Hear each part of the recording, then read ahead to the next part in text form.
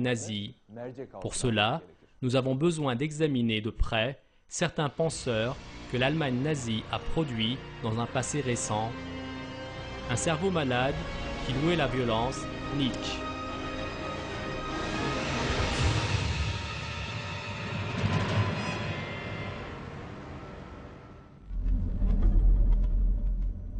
En tête de liste de ceux qui ont jeté les fondations du racisme en Allemagne vient le philosophe allemand Friedrich Nietzsche.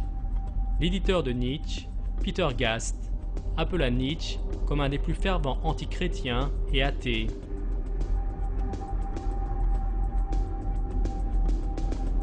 Nietzsche nourrissait une haine particulière et insensée pour les valeurs morales communes au christianisme, à l'islam et au judaïsme. Selon lui, des concepts comme l'amour, la compassion et l'humilité devaient être abandonnés et remplacés par la soi-disant morale supérieure de l'homme qui accepte l'état conflictuel et impitoyable de la nature. Nietzsche soutenait une logique tordue, disant « Soyez sévères et oubliez le sentiment de compassion, car, selon sa mentalité malade, le mal était la plus grande force de l'homme. » Nietzsche était également un raciste. Il soutenait le mensonge qu'une partie de l'humanité était constituée de soi-disant super-hommes et que l'autre partie devait les servir et leur obéir. Les idées racistes de Nietzsche, avec leur tendance à la violence, portent une grande similarité avec celle d'un autre idéologue contemporain, Charles Darwin.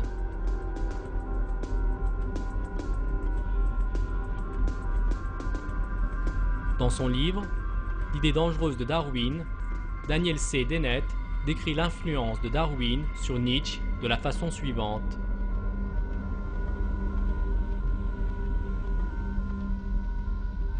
Friedrich Nietzsche a vu un message encore plus cosmique en Darwin.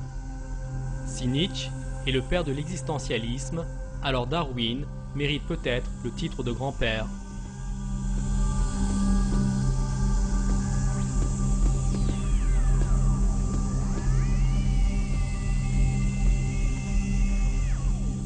Nietzsche, si profondément influencé par les mensonges du darwinisme, avait eu une influence majeure sur l'idéologie nazie avec ses idées racistes. Adolf Hitler avait construit un monument en son honneur et avait jeté les fondations d'un centre d'éducation et d'une librairie où la jeunesse allemande était endoctrinée par les idées de Nietzsche sur la race supérieure.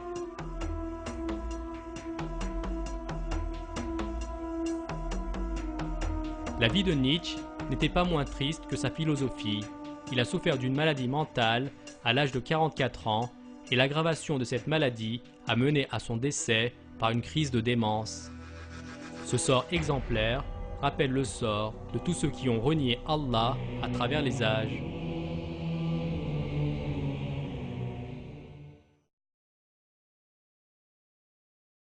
Né, ô Muhammad, aucun chagrin pour ceux qui se jettent rapidement dans la mécréance. En vérité, ils ne nuiront en rien à Allah.